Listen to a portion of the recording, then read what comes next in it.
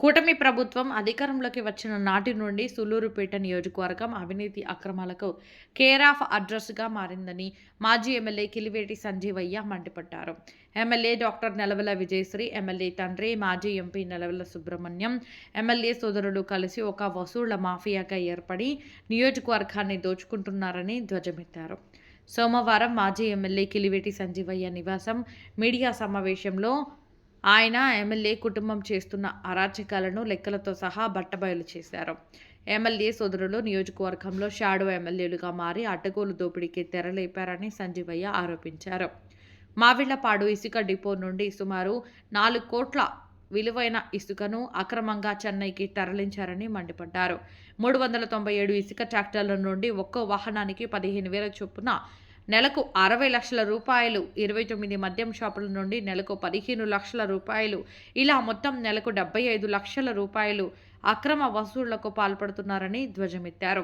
నాయుడుపేట మున్సిపాలిటీలో కేవలం 2 నెలల్లోనే 60 లక్షల రూపాయల దొంగ బిల్లులు సృష్టించి ప్రభుత్వ ఖజానాను లూటీ చేశారని సంజీవయ్య విమర్శించారు. మెనకూరు ఫ్యాక్టరీల నుండి వస్తున్న కమిషన్లలో ఎమ్మెల్యే వాటా ఎంత అని నిలదీశారు. అధికారులు ఎమ్మెల్యే కుటుంబానికి భయపడి సామాన్యులను వేధిస్తున్నారని, ప్రశ్నించే వారిపై అక్రమ కేసులు పెట్టి నిర్బంధిస్తున్నారని ఆరోపించారు. దాని రిసిప్ట్లు ఏమి ఇచ్చారంటే 75 రోజుల తర్వాత యాక్షన్ తీసుకుంటారు. దానివల్ల ఇచ్చాం, ఇది మార్చి వస్తూ ఉంది. అయితే ఎలాంటి యాక్షన్ తీసుకోలేదు, రైతులు ఇబ్బంది పడుతున్నారు.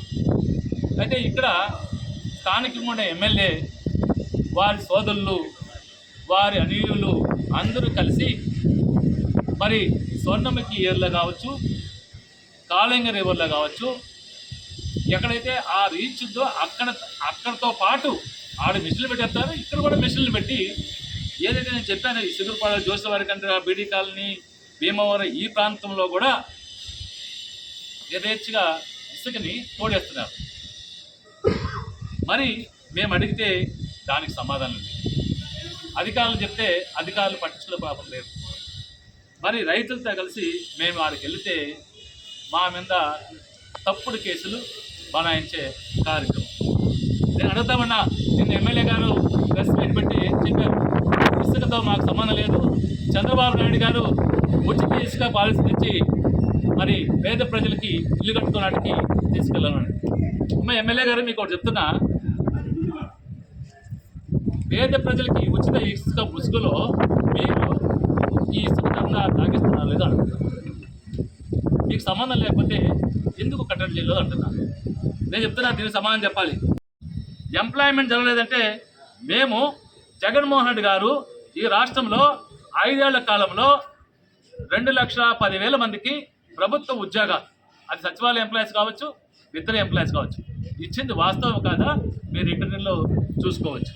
దాంతోపాటు 2,50,000 మందికి, 2,49,000 మందికి వాలంటీర్లు ఈ రాష్ట్రంలో పెట్టి మరి అందరికి కూడా ఉపాధి కల్పించిన ఘనత ఈ రాష్ట్ర మాజీ ముఖ్యమంత్రి గారు జగన్మోహన్ రెడ్డి కాదని అంటున్నారు. దాంతోపాటు ఇంచుమించు 16 లక్షల ఉద్యోగాలు, ప్రైవేట్ ఉద్యోగాలు అన్ని ఫ్యాక్టరీలు కలిపి ఈ రాష్ట్రంలో 16 లక్షల ఉద్యోగాలు ఇచ్చింది నిజమా కదంటున్నారు. 1 లక్షలు పట్టాలు జగనన్న కాలనీలు, వైఎస్ఆర్ జగనన్న కాలనీలు ఏర్పాటు చేసి, మౌలిక వసతులు ఏర్పాటు చేసి, ఎప్పుడూ లేని విధంగా 31 లక్ష పట్లాలు ఈ దేశ చరిత్రలో ఏ రాష్ట్రంలో లేదు. 31 లక్ష పట్లాలు మరి ప్రజలకు ఇచ్చాం. అందులో 22 లక్షలు మందికి ఇల్లు శాంక్షన్ చేసాం. 10 లక్షల ఇళ్ళు పూర్తయినాయి. గృహప్రవేశాలు కూడా మేము ఉన్నప్పుడు కొన్ని చేశారు.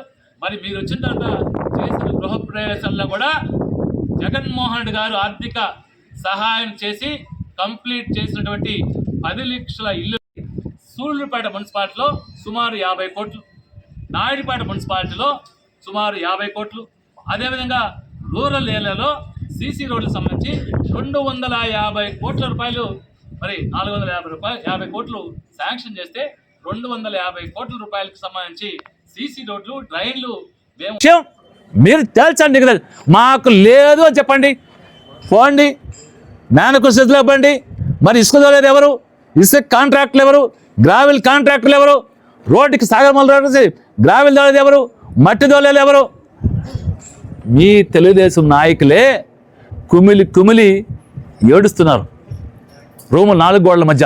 అయ్యా మాకేంది ఈ కర్మ, ఈ ఎమ్మెల్యే గారి కుటుంబ సభ్యులు అందరూ వచ్చి మరి కాన్స్టిట్యున్సీ మీద పడి గద్దల్లాగా గ్రావెల్కి ఒక రేటు, మట్టికి ఒక రేటు, ఇసుక్కి ఒక రేటు. ఇసుక్కేమో నెలకి 15,000 ట్రాక్టర్కి, గ్రావెల్కేమో యూనిట్కి 200 నుంచి 300 రూపాయలు మీ నాయకుల దగ్గర కూడా మీరు వసూలు చేస్తున్న విషయం నిజమా కాదా అని నేను అడుగుతున్నా. తెలుగుదేశం నాయకులు కూడా ఆత్మావలోకనం చేసుకోవాలి, గుండె మీద చేసుకోవాలి. మీరు ఎక్కడో చాటుమాటుగా బాధపడడం కాదు, మీరు అడగండి, మీరు బయటికి రండి. ఈ నియోజకవర్గాన్ని మండలాల వారీగా కుటుంబ సభ్యులు పంచుకొని మరి ఇక్కడ చేస్తున్న విషయం అవునా కదన్నా? 5 పేపర్ ఒకటి కాదు, 5 పేపర్ 5 ఛానల్స్ పుంకాలుగా ఎమ్మెల్యే గారి కుటుంబ సభ్యుల యొక్క పాత్ర వాళ్ళ ఛానల్స్లోనే. ఏబిఎన్ ఛానల్ ఎవరిదయ్యా? TV5 ఎవరిదయ్యా? ప్రైమ్ 9 ఎవరిదయ్యా? మీ ఛానల్స్లోనే మరి ప్రచారం అవుతుంటే దాన్ని వదిలిపెట్టి మాపైకి వచ్చే పరిస్థితి. ఇది వాస్తవం కదా? మీరు చెప్పాలి, మీడియా వాళ్ళు మీ ఛానల్స్లో వేసినట్టు మీరేమన్నా అబద్ధం మాటలు ప్రచారం చేశారా? ఛానల్ ఏమన్నా తప్పుడు ప్రచారాలు చేశాయా? ఛానల్ కూడా ఆలోచన చేయాలి. మీరు చేస్తేనే కదా దానికి సమాధానం చెప్పాలి. దానికి సమాధానం చెప్పకుండా ఈ కార్యక్రమం, మేము రైతుల పక్షాన పోతే మా మీద కేసులు, అరెస్టు వారెంట్లు.